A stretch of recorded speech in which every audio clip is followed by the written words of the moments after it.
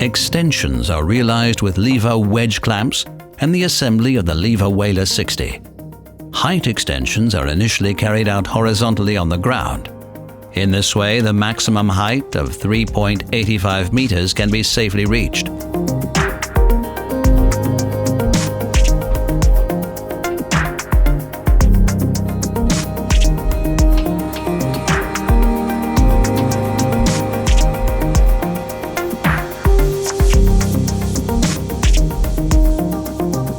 The LIWA Lifting Hook is designed to carry a maximum load of 300 kilograms. They are always used in pairs. These are now used to lift and transport the pre-assembled panels to the place of use.